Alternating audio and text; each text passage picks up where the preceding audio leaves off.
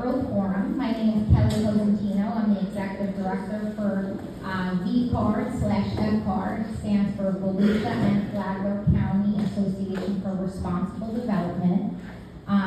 So I'm going to get started here. I just want to let you know a little bit about Vcard. So those of you who are not familiar, we're a nonprofit organization dedicated to educating and fostering a shared understanding about growth and development. We have been very busy this past year, meeting with local municipalities in Flagler and Volusia, volunteering our time to contribute positively to the development community. If you're not a current member of Vcard, lunch is on us, so come see me. And I want to thank you again. I'd like to introduce our sponsor, Chris Lewis from Morton Smith. Thank you, Chris.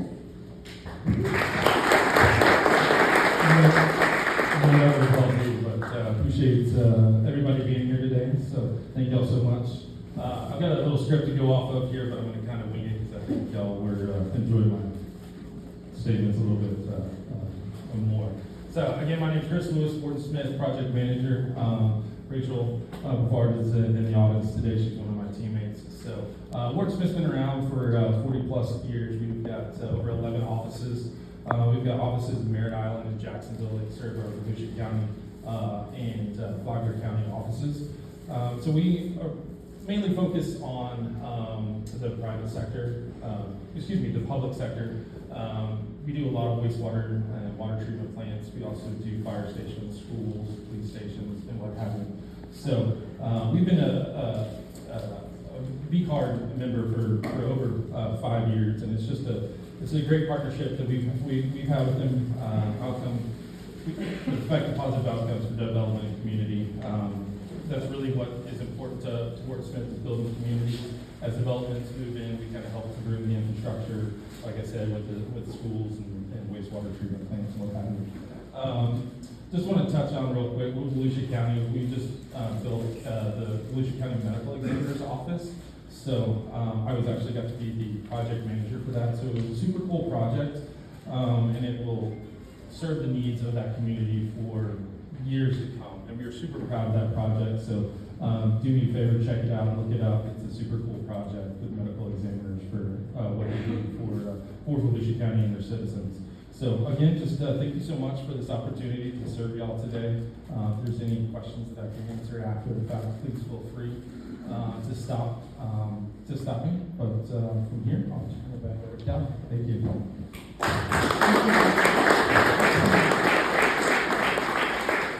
I'd also like to thank our elected officials that came out today from Flagler County. Andy Dance, Flagler County Chair of the Board of Commission, and Ed Janko, City of Palm Coast Vice Mayor. All right, let's get to our introduction of our special guest speaker, Eric Grimmer from Yimby. Yes, in my backyard. Eric traveled from Orlando today to share his thoughts on housing affordability, development of housing density, and building sustainable communities. Eric has a great presentation for you today, so help me in welcoming Eric Grimmer.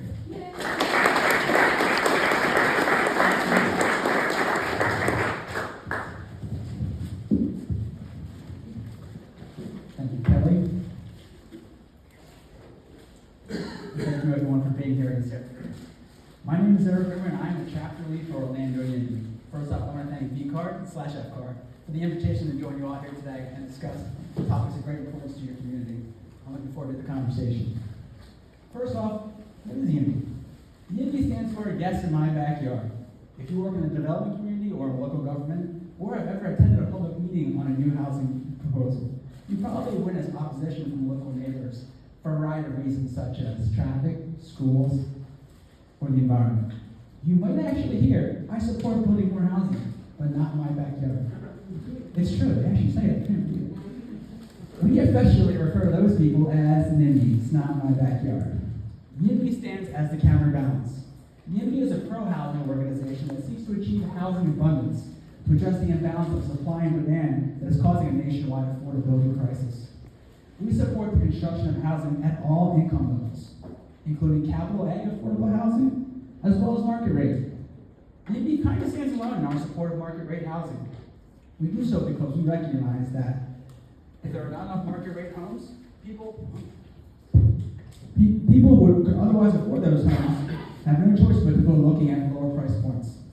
This crowds out individuals whose income only allows them to live in homes at those lower points. Their pressure cascades down the income ladder, causing rising rents across the board, increases evictions, and leads to more homelessness. However, we don't just applaud the building of housing anyway.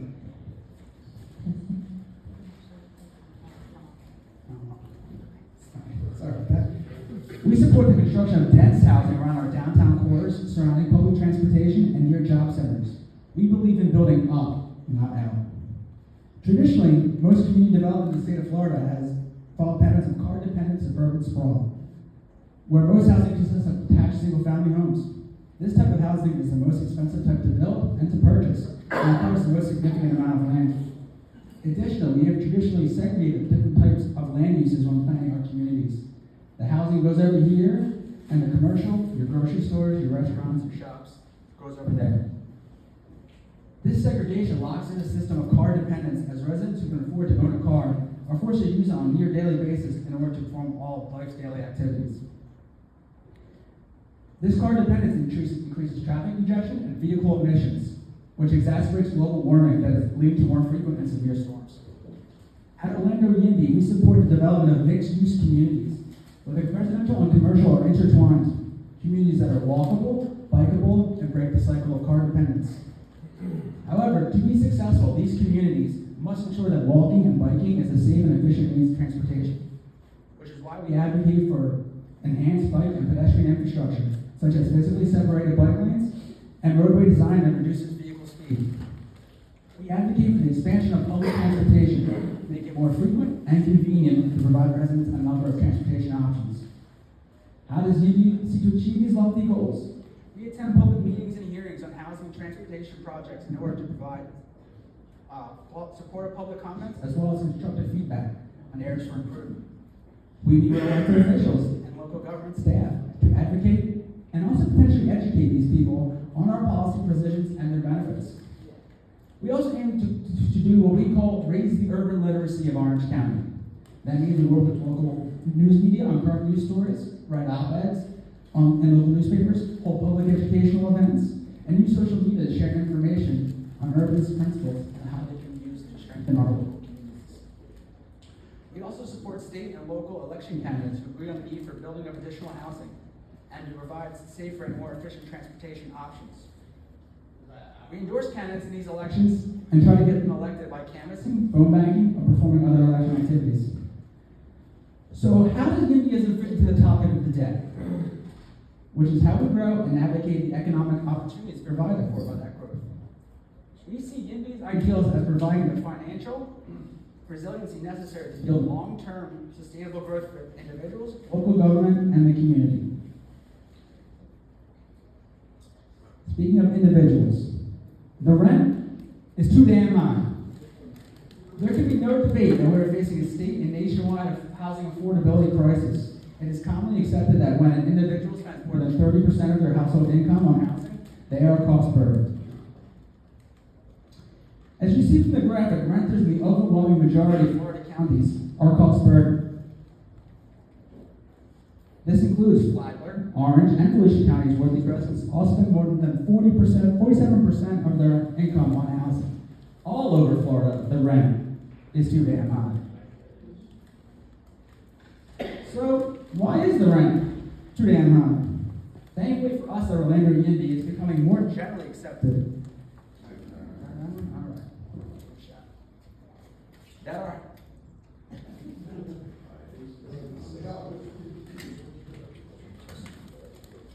I wasn't nervous enough. You're doing good. You're doing good. It's awesome. Thank you. I'm trying. You're doing well. Looks like you're natural. That's Testing. County, it's becoming more generally accepted that our housing affordability problems are directly tied to a lack of supply. And this absence of available homes is widespread and financially disruptive to Florida residents. In an article from June 2021, record low inventories were noted to be a direct contributor to exploding housing prices and inflation in Flagler counties. In May 2022, when Orange County was considering whether the housing costs had gotten so bad, so fast, that a rent control ordinance should be put on the fall ballot, it was estimated that the county was short as many as 26,500 housing units. We don't have enough homes for the people who live here currently, let alone the people that are still coming. So what is Orlando Yimby's solution? Build the damn homes. Data-driven research demonstrates that the building of housing at least stabilizes and can even reduce costs. Since 2009, the city of Minneapolis has enacted a number of zoning reforms, such as eliminating minimum parking requirements, allowing construction of accessory dwelling units, and lowering minimum lot sizes to encourage the construction of more housing. Minneapolis also updated its comprehensive plan to promote housing supply, especially near businesses and public transit. From 2017 to 2022, Minneapolis increased its housing stock by 12% and saw rents increase by just 1%. Compare that to the state of Minnesota overall, which had only 4% to its housing stock and saw prices increase by 14%. Last week, the Harvard Center for Joint Housing Studies found that rent growth had cooled in recent months thanks to an influx of new housing supply. The center noted that though that supply was largely high-end market rate housing, this was slowing rents across all price points. One of our favorite follows in the hellscape that is now Twitter is Jay Parsons, a data-driven economist who focuses on rent prices and their response to supply and demand nationwide and in specific locations. Jay reached a similar conclusion, finding that new market rate housing puts downward pressure on rent at all price points, including the lower end of the market. Bottom line, we need to build more homes if we're going to address affordability, and the jurisdictions that are doing so are making progress. So here's an example of that, of data that Jay posted, where supply is above the national average and rent changes have gone down in the past year, including Class C markets, which is the lower end of market housing. Not only are Floridians cost burdened by housing prices, they are increasingly negatively affected by transportation costs. Because the way we have built our communities, car ownership is practically a necessity for those with financial means to do so. However, the purchase and maintenance of cars is becoming more expensive, and that's becoming more unaffordable to a large number of residents. In 2023, the average cost of car ownership rose to over $12,000. Currently, there's only one car in the United States, which is the Mitsubishi Mirage, that has an average sales price of less than $20,000. In fact, the average price of a new car has risen to over $48,000, which is up $10,000 from just 2020. Cars are becoming more expensive, not just to buy, but also to maintain. The CPI shows that car insurance prices have risen 85% in the past 10 years, and repair costs have increased 50%.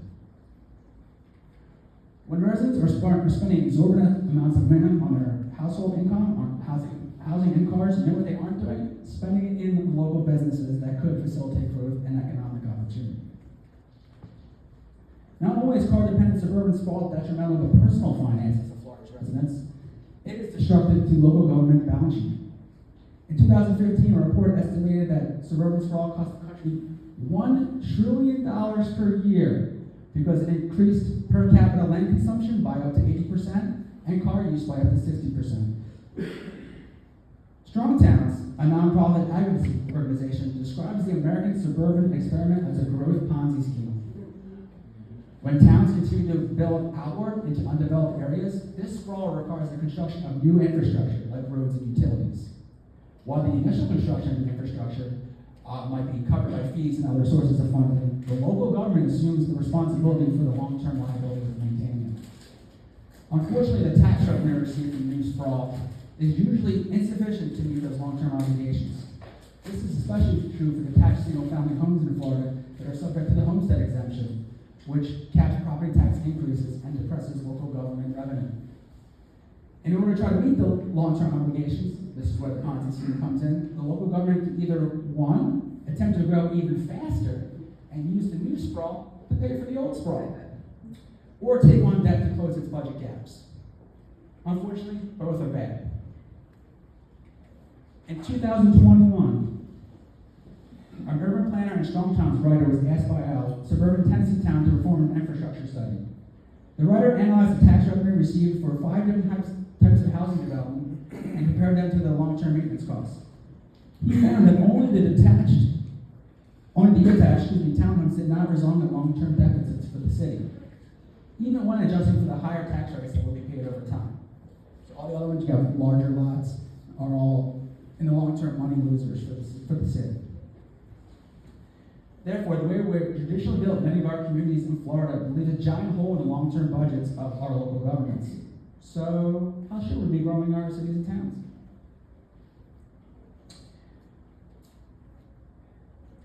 We should be focused on building what Strong Towns calls productive streets and places.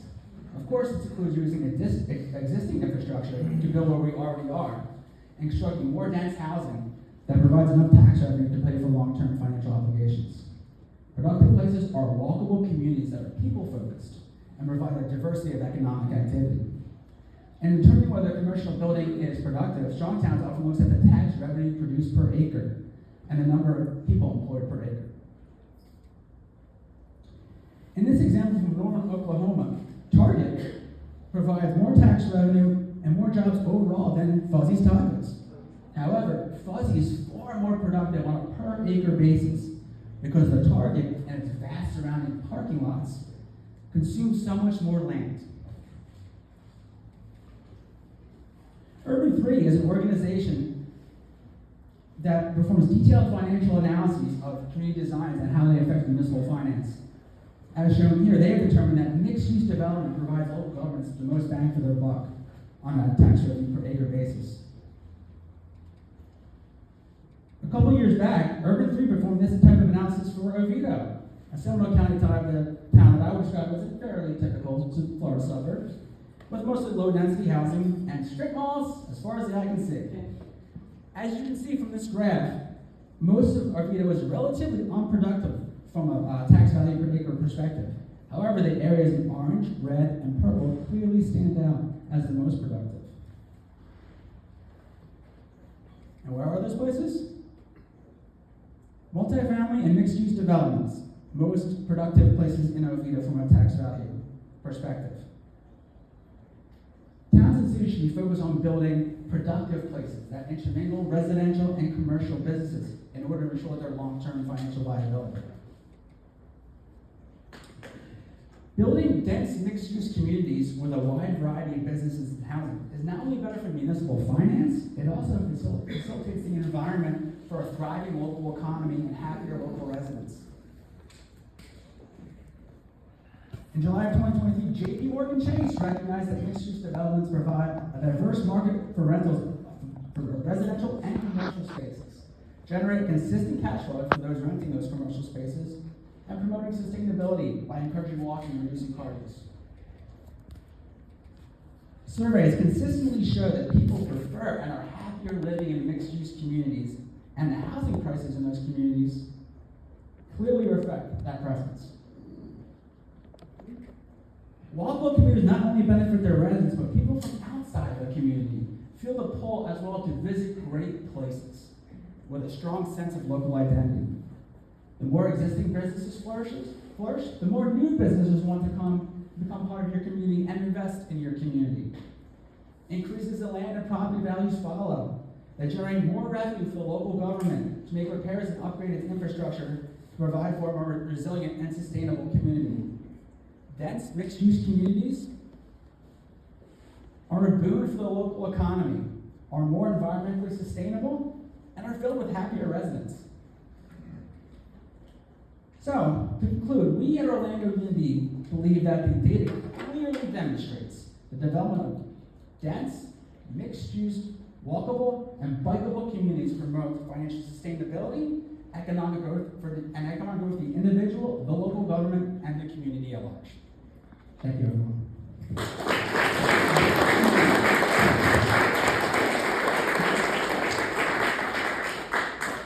Thanks, sir. Thank you. All right. Appreciate that, sir. So now I will introduce our next speaker. His name is Greg Blows. He's the president and CEO of the Palm Coast Flagler Regional Chamber of Commerce. Fun fact, he actually started the chamber from scratch.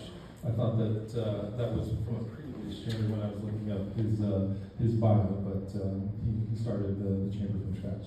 As a former military brat, turned broadcast professional, turned chamber president, Greg again is now the president of the Palm Coast Flagler Regional Chamber of Commerce. He's experienced in external affairs, government relations, fundraising, communication, and emergency management with broadcast media and C-level not-for-profit leadership experience.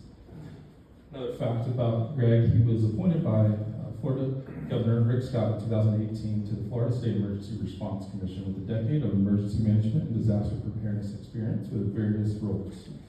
Greg is a dad of 2, husband of 1, and is fighting to make this the best coastal county possible. It's my pleasure to introduce Greg Blows.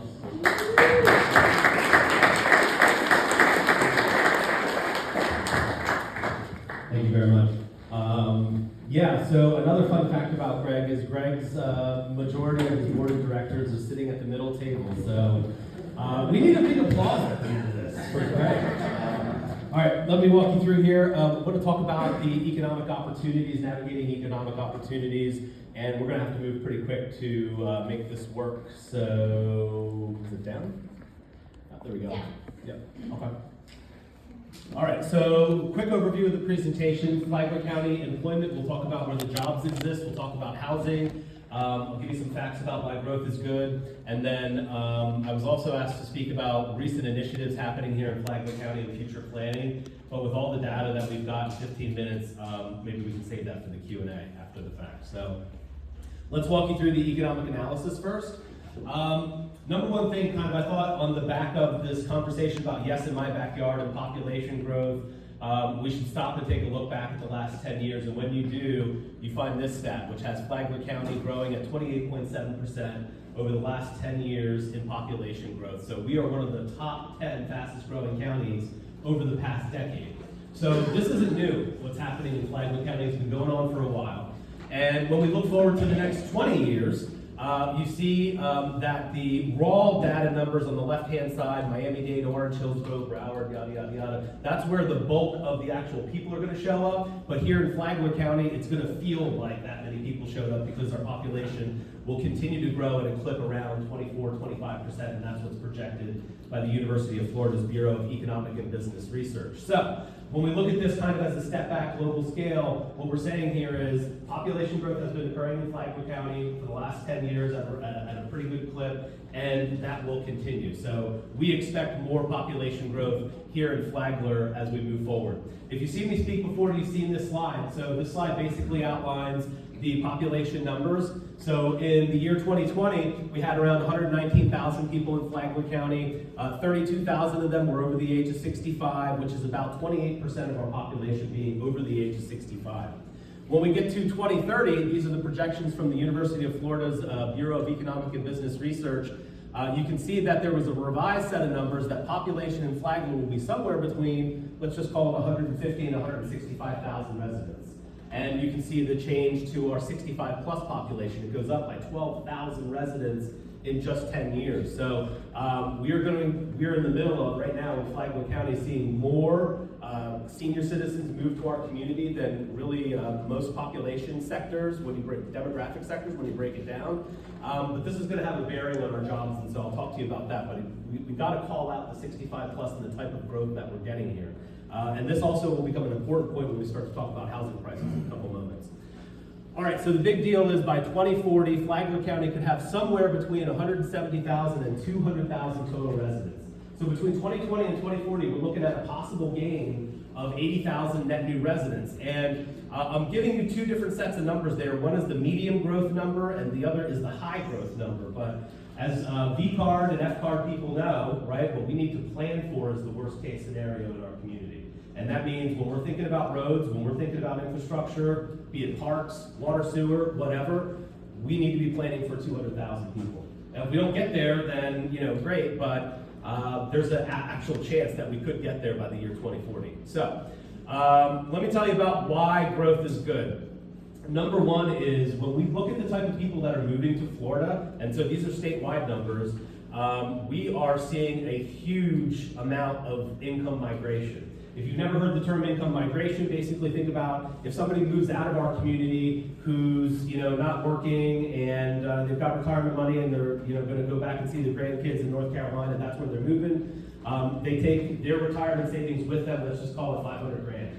But the new person coming in who's going to buy a new house that moved here from Long Island, that's paying $500,000, they're bringing way more money with them than the people leaving. That's what this data says. So when we look at the state of Florida as a whole, we can see where we're gaining wealth from. We can track where people are leaving to go to and where they're coming from when they buy homes and sell homes in our community. The problem with that is it takes a couple of years to do, so that's why you're looking at 2020, 2021 numbers. But Florida, every single state with the exception of Tennessee and Wyoming have a huge positive net income migration. And when people see this, they say, okay, well, we lost wealth to Tennessee and Wyoming. Well, yeah, $4.5 million, $100 million, but we're talking billions on the right side of that screen in terms of the top 5 states where people are moving here from. So we've got a problem in Flagler County, especially if you're a blue-collar worker, right? Number one, you've got to compete in the marketplace with people that have huge amounts of cash to buy homes. And number two, it's not just the people from out of town, but they have tons of money to do it. And so what we really got to start to focus on then is what kind of jobs and economy do we have for our local residents to be able to actually earn a wage that would allow them to work in our community. So let's take a look at that. Number one, we got to talk about the unemployment rate, 3.7% in December of 2023. We got a new number coming out in a couple of days, so we'll see what that looks like. But generally speaking, 3.7 is not a very high unemployment rate if you don't follow this. 3% is generally regarded as full employment, so 3.7 in the grand scheme of things is not very high. Interestingly enough, there's been some people in the community that are looking at this and saying, oh, well, Flagler County has one of the bottom 15 unemployment rates in the state. Yeah, and I'm about to show you why that is. It's not really that surprising, but that's why the conversation about economic development and the future planning of this community is so important. So, you're not going to be able to read this slide, so let me just kind of walk up here and tell you what this is. These are the top industry sectors for employment in Flagler County. So, on your left side of the screen, we've got tourism, number one industry cluster that employs people in Flagler. Number two, retail trade. And then finally, number three, we get to healthcare. So let's talk about retail trade and tourism. Low skill, low wage jobs. That's what they are. 1/3 of all jobs in this county are based on tourism. So we have a gigantic portion of our economy based on the idea that people are going to come here with money and spend it. And they're going to spend it in stores, and they're going to spend it in restaurants, and that's our current economic plan. Whether or not that we think that's what the plan is, that's what's happening, all right? So what we're talking to our local government partners are about, and by the way, they're very receptive, and I do mean partners because we're all in this together, right? Our government partners understand that we need jobs that residents can have, that they can earn a wage, that they can afford to hopefully actually live here. And so that's why we're focusing on the healthcare sector now. There's going to be other sectors that we're focused on. For example, what this chart doesn't show is that there's only 610 manufacturing jobs in Flagler County.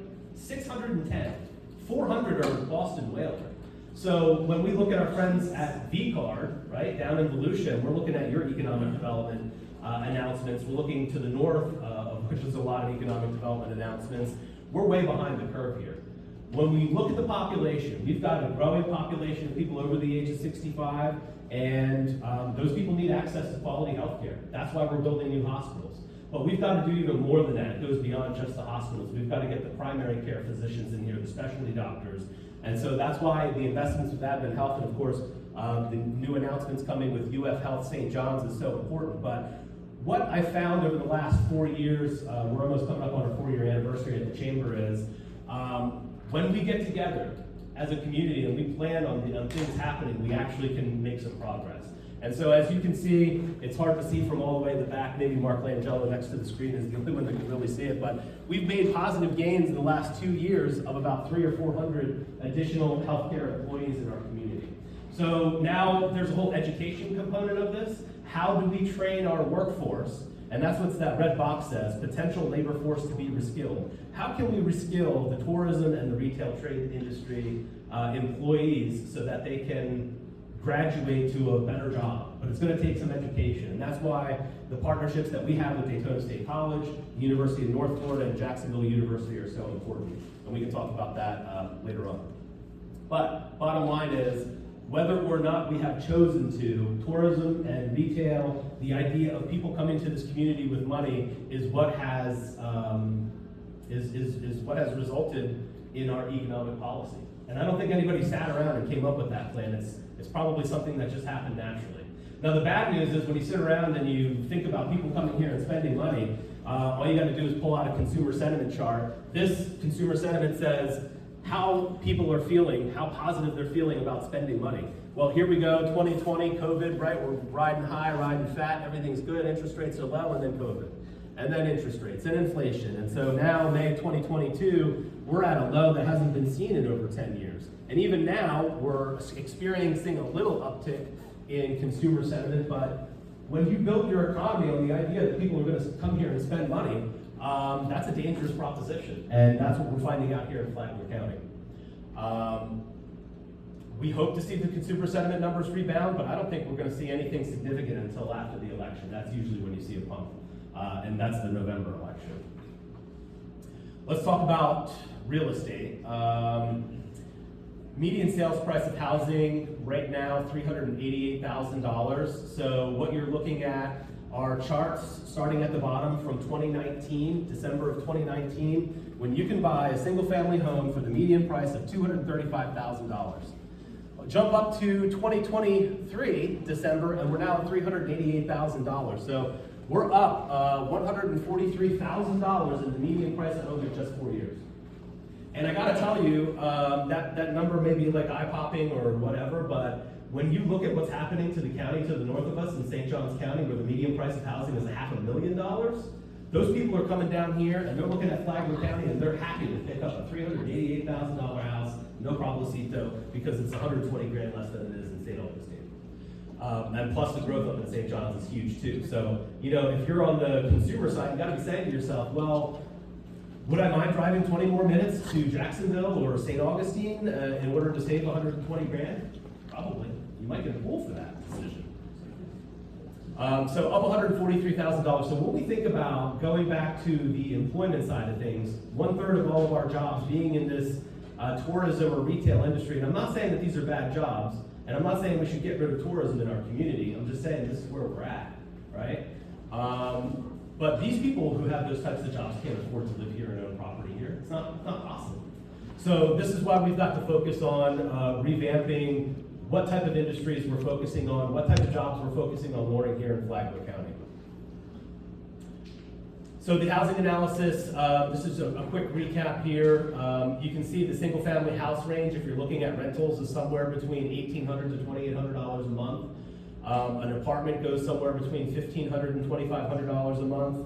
And if you're thinking that, hey, maybe I'll buy a duplex or a condo and that'll be a little less expensive, it's basically up $85,000 over the last 3 years. I think the number is $290,000 for the median price of a condo. So what we have is, even though we have seen some progress, and I do say that in the rental shortage, work in progress. If you're not familiar, locally over the past 6 months, we've approved many apartment projects, and that's needed. That's not a bad thing, speaking to your density issue, right? Like, this is what we need. We have the type of workforce that needs to live in an apartment. So we need more apartments to keep those rents from swelling up, because rents go up when there's nothing available to rent. So if we're bringing new products online, hopefully we'll see these prices calm down a little bit. But the big point that I want to make about the housing and the jobs and all of that is, we've got to think about the impact to the government on this. So when you come to this community, which I did 4 years ago, I built my house in the B section so the kids could bike to school. We bought our house, we paid tens of thousands of dollars in impact fees, right? We've got all the school impact fees, water, sewer connection, park, roads, yada, yada, all right, paying my fair share.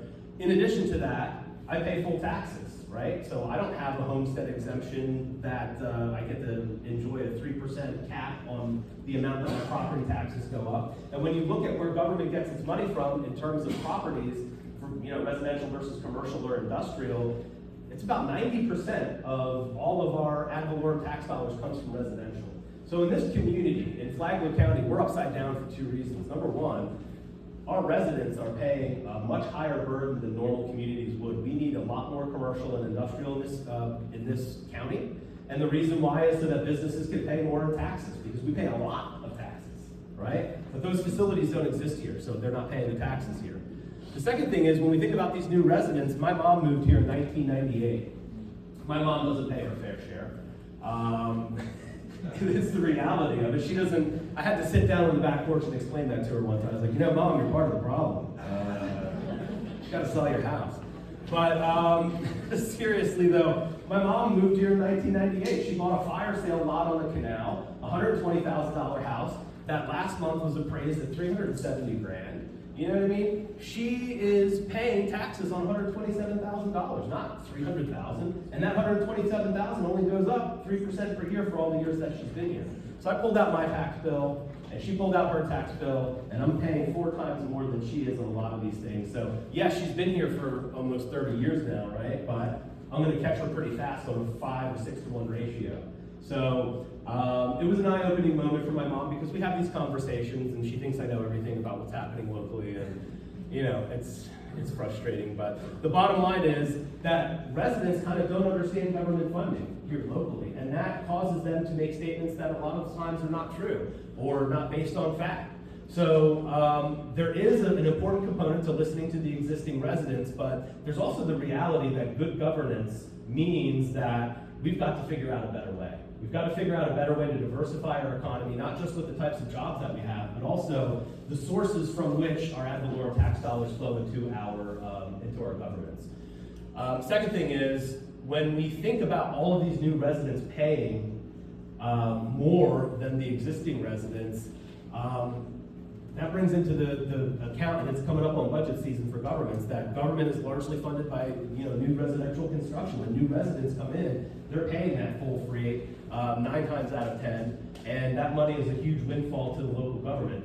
You would expect, in addition to the impact fees, which should be offsetting everything. The last point I wanted to make is that we've got to pay attention to a real dangerous situation in that 1/3 of our jobs are in that tourism and retail space. If we ever have a situation when people decide that they don't want to go on vacation and spend money, they don't want to stay in hotels, maybe it becomes too expensive to go to the diner or to the restaurant. I mean, if we have a tourism and a housing market slowdown in Flagler County, watch out. I mean, we're going to be talking about the elected officials aren't going to have a choice but to raise taxes, and they're going to raise them significantly. And so that's really, at the end of the day, a lot of people look at me and the work that the chamber does, and I think of us sometimes as the tip of the spear, that we're fighting these battles, we're taking the shots on the chin at the city council and the board of county commissioner meetings. There's a big target on my back a lot, and that's fine, but the work that we're doing is so important, it makes that effort worth it. Because if we're not successful in what we're trying to do with the chamber, with creating appropriate and efficiently operating government, if we're not trying to diversify what we're doing in this community in terms of not only housing but the economy, and we continue to go down this path, I mean, the writing's on the wall that we're going to be in really big trouble. So let's see. I know that I'm going to skip these couple slides. I know that we have some questions. We're running out of time. It's 1:35, so I'm going to pause here now. We'll do some Q&A, but I'll turn it back over to Kelly or our sponsor, I'm not sure who, but thank you very much for your time. And remember, a loud round of applause for my board.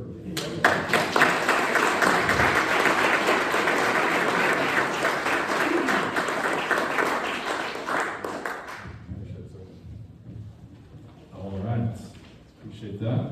And I think I'm going to turn it over to Mike for Q&A. Is that correct?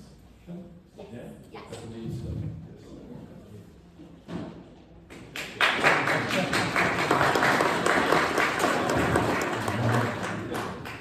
All right, well, I was, and some of you guys know me, I've was really excited to get this one in for lots of various reasons, including sticking it to those who are so adverse against change. So I am a big yes in my backyard. I've been here 50 years, and I go to city council meetings and I hear people say, I moved here in 2018 and this place has turned into hell, or whatever they want to use. And I just kind of chuckle. I mean, many of you have lived here a lot longer than that. So anyway, Yimby, right? You're ready to talk about why growth is important. So I have one question to start off with. What is the relationship between residential growth and commercial creation in your experience and what you see? Well, our position is that to make businesses thrive, and especially I think the kind of businesses that we support, right? I gave the example, the comparison between the Target and the Fuzzy's Tacos, right? Those local businesses in those downtown communities are really going to be supported by the local residents. And you want a level of housing density and housing units around those local businesses, around those downtowns, around a diverse range of economic opportunities, like not just Targets and Publixes everywhere. We want local businesses started by local residents, and as local residents, we want to support those businesses. So they're inextricably intertwined, and so we think that in order to have a successful local business that draws additional investment from new businesses, you want to have a level of density in that area to support those businesses, but also having that density and making it an area that you do not have to get in a car to go in and spend your money in those businesses. So those two are inextricably intertwined. Okay. Go out in the community, and then who wants to ask the first question? Located by Taylor. Here? Yes, ma'am. So are you aware of the studies done by the American Farmland Trust on the cost of community services? They basically did 160 studies where they looked at the cost to provide community services on new housing. And it was median $1.16 for every dollar of revenue taken in the cost of community city, $1.16 to provide the services. So they, like you said, single-family homes on farmland, total revenues. They said that for commercial development, it was 37 cents. So commercial development does pay for itself in terms of the cost of providing services. But if all the businesses you're bringing are target and low-wage jobs, all you're creating is the need for more housing on a low-cost basis, which you're not creating. So it is a huge problem. I don't really have a question. I just urge you to go look at that American Farmland Trust study, and I written it down in the back. The county would tell you that, given their experience, probably the city too, is depending upon the taxable value and the tax revenue from those homes. So if you had $1 million house compared to a $250,000 house, the taxes paid, there's a difference in there. No? That's what the study found. Gotcha. All right, this table. Anybody? Come on, Joe. You're a I know, I've got too many questions. When we were citing the cost, there's a number of developments I've seen that are trying to defray the argument of that there's too much cost being shifted to the residents through taxes. And an example would be privatizing roads that make it a obligation of the HOA. Does the numbers that I saw reflect any of that, or even in some of the studies that may be floating out there, that it's still a disproportionate burden on the local government or the citizens when it comes to those costs?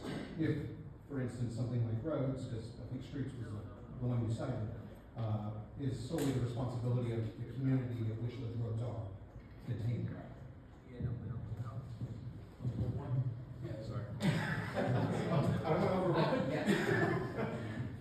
Yeah, to answer that question, in terms of HOAs and private roadways, the numbers I set up there were all for public roadways, so things will be the responsibility of the local government.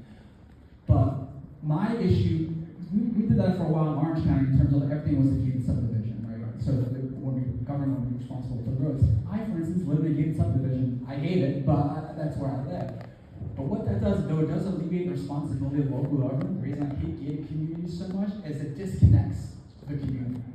Right? There's actually a meme that pops up online every few years, mocking the Avalon Park area because we were kind of full of gated subdivisions, right?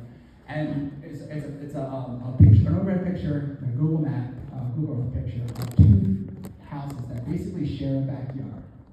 But it takes 20 minutes to actually get to the one house to the other because there are two different gated subdivisions. There's no connection between the communities at all. You have to drive along all the roads to get to homes that share a backyard. So gated subdivisions are a way for maybe, the local government to avoid that liability, but to me, Yimby is such a big thing about building stronger and better communities, and walling ourselves off from our neighbors is not the way to do it. So, Next on the event is Adam Menkel. You got a question for me? Oh, no. Anybody here? Come on, somebody's gonna ask a question. Andy? All right, we'll let you off. You spoke too much. Sure. As a landscape architect, has Yimby done any studies on the economic value of natural preservation and tree canopy even though to offset density and for additional land?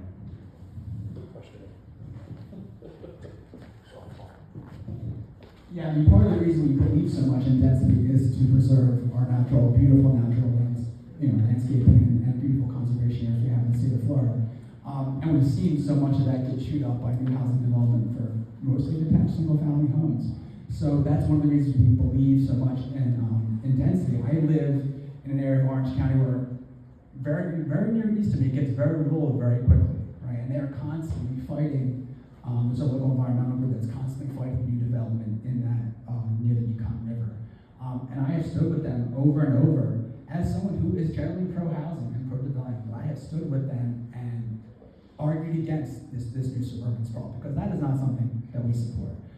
Because it takes up more land, chews up that beautiful landscaping, but then also causes more problems for the environment with water quality and stormwater management issues that we're having. I'm sure everyone across the state is having here. So that's why a big reason we believe density is so important because of the environment and we want to preserve what we have. Yeah, that's all right, I appreciate it. So the middle two. Who wants to ask that question? Anybody has a question? No? Have a plan? You don't have a question for you? Anybody else? Oh, okay.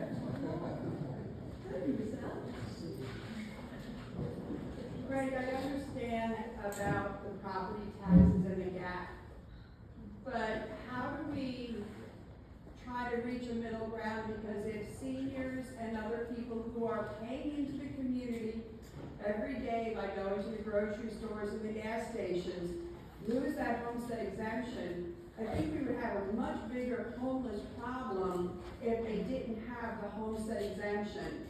So, although your mom has low taxes, she's also lived here and paid her fair share to the local businesses. How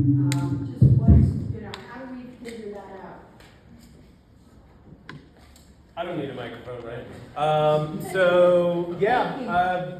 There is no figuring out. It's state law, and I totally understand why lawmakers did what they did to limit that, because there were senior citizens getting kicked out of their house after they get a tax bill, right? Nobody wants to see that. So I don't know that there is any bridging that gap. It's the situation that we've created for ourselves in Florida. Kind of similar to the minimum wage, right? Well, $15 an hour minimum wage, why is everything so expensive? It's not just inflation.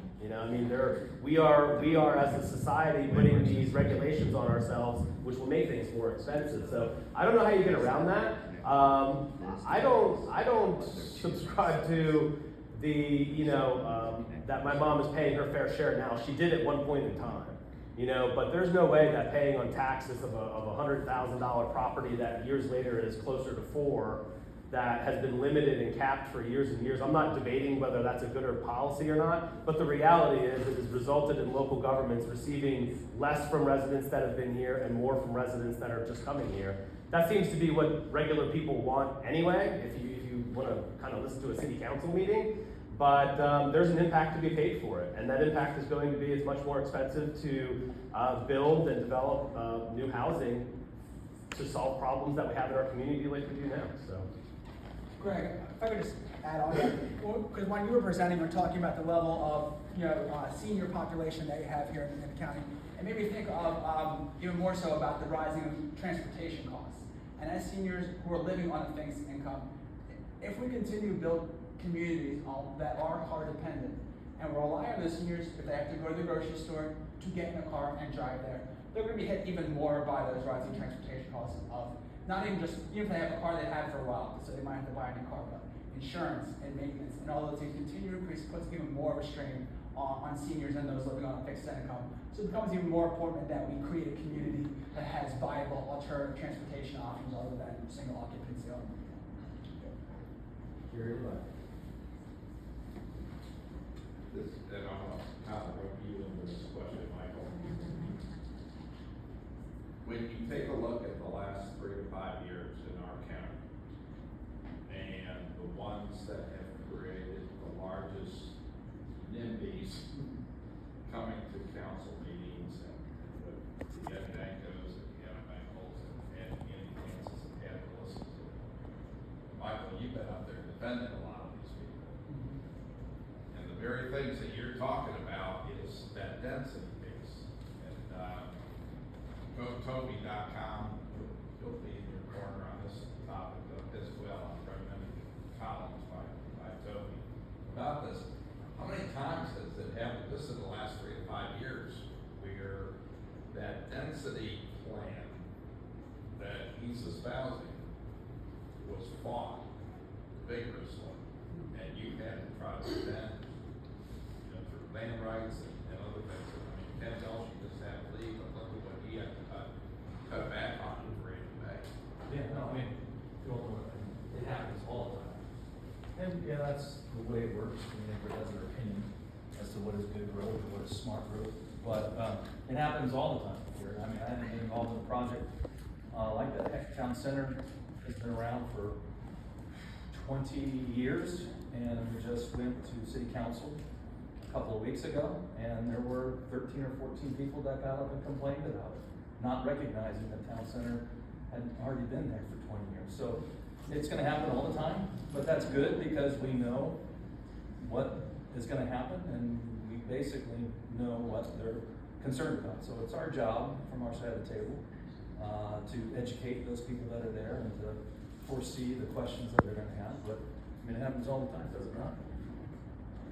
Yeah, I mean, most of the people who traditionally show up to these council meetings frankly, are NIMBYs. There's not many people there speaking on behalf of something. I think that's one of the reasons Orlando Yimby has really been so welcomed by the local government and by the Board of County Commissioners in Orange County, because they're used to people showing up and yelling at them, and saying, you're gonna ruin our life and our community, and we show up and say, we support this. This is a great idea. This is gonna make our community better. So we bring an air of positivity to the meetings that I think really can change the tenor of them. And we've seen also, we force people in the room who are there speaking opposition to respond to us. Give an example. There is right now is proposed an attainable housing project that was Disney's idea in the Disney area that would bring 1,400 units, including 1,000 that are income restricted to, not just for Disney employees, but for anyone, but to that area. And there was, a few months back, there was the first public meeting in the community about the idea, and a lot of people showed up in opposition. And we had 3 members who showed up and spoke in favor of it. And the people who came after they spoke had to address each and every one of our points. And so, it's something new that traditionally has not happened, people showing up and speaking and asking for something to happen. And it kind of changes the whole environment. And for us at Yimby, we're not in the business of trying to convert NIMBYs, because it's just a waste of time. So what we do is we look for the people in the middle who have just frankly never thought about it. They don't know anything about zoning. They know things are expensive. They don't understand why. Why is my house so expensive? Why are cars so expensive? I go and visit places. People will go on European vacations and come back all the time speaking how great it is. They had a cafe down at their hotel. They could just hop on the train. They didn't have to get in a car. And just ask don't you want that for yourself in your life? So it's just for me, who's someone who's been involved in Yimby now for about 2.5 years now, I was once that person in the middle who just frankly never thought about it. But once I learned about it and I learned about all the benefits, as you can see, I'm all the way in now. So that's what we're trying to target, is the people who know something is wrong, but they can't put their finger on why, and they want to see a change. So that's what we do. very helpful. There's an opportunity, huh? Any other questions? Mr. Langella? Mine's less of a question than, big loud, than a comment about the whole thing. You know, sitting on the planning board, being on both sides, also being a developer, you see all the NIMBYs at a meeting, and they always have no real facts, or the facts are kind of cooked facts, you know what I mean? And it would help sometimes in these meetings for a public meeting to have facts, you judge decisions on facts, and you both gave good facts. It'd be nice to have that kind of information at some of these meetings to counteract the people come up and say, like property values, they're gonna shoot, and we're gonna have crime in the neighborhood, and all these different horror stories, they come in all emotional. Give us some facts to counteract that in the meeting, so that people on the board have something else to consider versus, publicly than just all this naysaying. Take the pressure off elected officials. Of elected officials and on board members, too, planning board. Anybody else? Jim, here we go. Anybody else? Let's go to anybody else. I'm not sure the wealth of the panel, because it's more of a general question. You go to commission and board meetings all the time, and really the narrative is, we need more commercial, we need industrial. That's always the talking point. But I'd be curious to know from both of your perspectives, what does that look like? What's an effective way to encourage developers to come to the table with those discussions and encourage them to go through that? Because you can imagine developers go where they're welcome. So it's an interesting discussion because you can obviously see the discourse from the elected officials' point of view that that's something they desire, but it many times just doesn't get to the table with an actual plan on what to do. Especially given what I just saw with fibers staying in favor of some commercial and industrial. So be curious to hear your thoughts. I'll go first. Yeah, so the question, I guess, kind of boils down to what are we doing to entice developers to come here and work with local governments to build these commercial projects that we say we want so much? Right? Okay, yeah. So here in Flagler County, we're pretty far behind. There's just no other way to say it. I wish I could stay here and say, hey, we have a really robust economic development program where we're talking to landowners and we've got incentives to offer different companies to consider reinvesting in their property or developing their property to become a job center. That's just not the case. We kind of have a land shortage in Flagler County. If you're looking at what piece of land could actually viably hold a decently sized commercial or light industrial type of facility on it. So that's number one. And then the pieces of land that do exist, those people don't want to sell it. So that's number two. And then the third thing is we don't have any incentives really on top of that entice a developer. And then they watch our city council meeting and they watch the residents curse at the elected officials, and it's a mess. Or our elected officials say something like, hey, we got to have a moratorium because of stormwater concerns. So we're in a really bad way here in Flagler County. I kind of have an interesting and very rare perspective because I get to go to Jacksonville and be a part of meeting with all the economic development professionals in Northeast Florida and the other chambers and listening to what we have going on here. I mean, they have their act together in Volusia, St. John's, Clay, Duval, and even Baker County. And here, we're just at the beginning of that conversation. So I'm concerned about that because we are not going to make a serious dent in any of those numbers that I showed you until we have an actual viable piece of land to market to somebody to say, hey, come here and spend $80 million on building a facility. And that's the other thing that we kind of have to think about too. And I really don't know how to do this, but it's a community attitude thing. These people look at our market, it's a secondary market, is what they refer to it as, right? So you're coming here, it's a place where it's close enough to other things that it can work, but it's not like Orange County or Seminole County or something like that, or Duval. So we're the secondary market, and we're pretty difficult to deal with. The opposition is nasty to deal with. So to be somebody that wants to come in this community and drop tens of millions of dollars to help improve this community on our mission to change those things, got to be willing to take a lot of punches in the face to do it. Those people are few and far between. So to me, I think that answer here in Flagler County comes with what you've been hearing out of the city of Palm Coast with western expansion. We've got to look at new parcels of property that we can develop responsibly, but also that are large enough to be able to suit a lot of different companies. And then we got to, so there's that, right? And then after that, we got to figure out how are we going to market these properties to people that are looking to invest and create these types of facilities. So we're really far behind in Flagler. I would feel a lot better if you lived in Volusia, but you know, here it's not a great scene. So sorry for the bad news. I know I'm supposed to be the chief. So Eric's been to a lot of wars associated in Orange County. What do you see as an effective approach to neutralize, educate, or those NIMBYs? Yeah, I want to say is NIMBY isn't unique to Flagler County or Orange County. NIMBYs are frankly they're everywhere. But yet businesses still invest, right? So why do they choose to invest in some places where there are NIMBYs that are existing now? Why do they choose not to invest in other places where they still have the same NIMBY opposition? Not being a private developer, I can't tell you for sure why they choose to invest in some places despite opposition. But from what I have seen, if I were a developer coming to propose an idea, I would be prepared to be open with members of the public and have those community meetings and let them have their input. Because I think it's important, even though the public will never get fully on your side, that may be important. It is important to, I see, to our county commissioners that a developer is showing a willingness to listen to the community and to work with the community.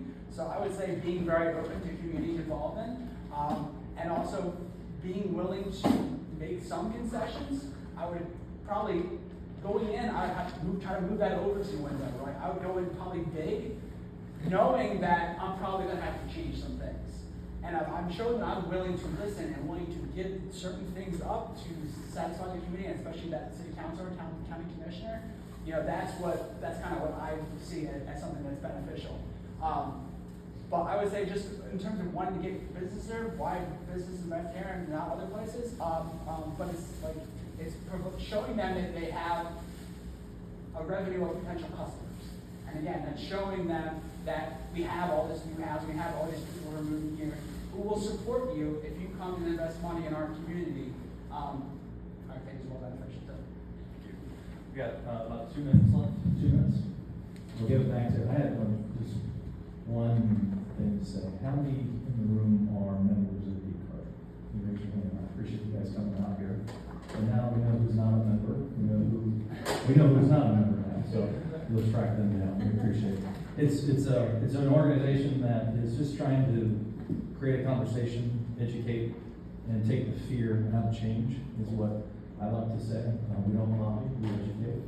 And before I give it back to our sponsor, just had one thing that I was working with Jay Gardner's office, and everybody believes Jay, right? Can't be wrong. We know that about 92% of taxes come from residential. So 8% come from commercial. In that commercial is multifamily. Now multifamily is going to change a bit. But of the residential non-valorem assessed value, what percentage do you think come from homesteaded properties in Flagler County? So that's assessed value coming from homesteaded residential. That's what they have. Yeah. That's what it is. 47% of the taxes are paid by homesteaded properties. So there's a lot of properties that are deemed residential that are not homesteaded. Probably not residents here. We know a lot of those are out in the hammock or use as rental vacations, so quasi commercial. So it's not quite as bad as it seems. On the back of the residents is an interesting thing. We're working with the Flagler County Tax Collector's Office to drill down a little bit deeper to find out of those, of the taxes collected, how many of those are coming from residents of Palm Coast, which is an interesting stat. So I'll give it back to our gracious sponsor. Thank you. All right. Did everybody enjoy the presentation? Yeah. All right. Good round of applause. So yeah, thanks for everybody for coming. On behalf of Wordsmith, thank you for the opportunity to serve y'all today. This concludes our presentation. So please feel free to network and mingle, but it was very nice meeting you. Y'all have a wonderful day. Take care of the city. Literally,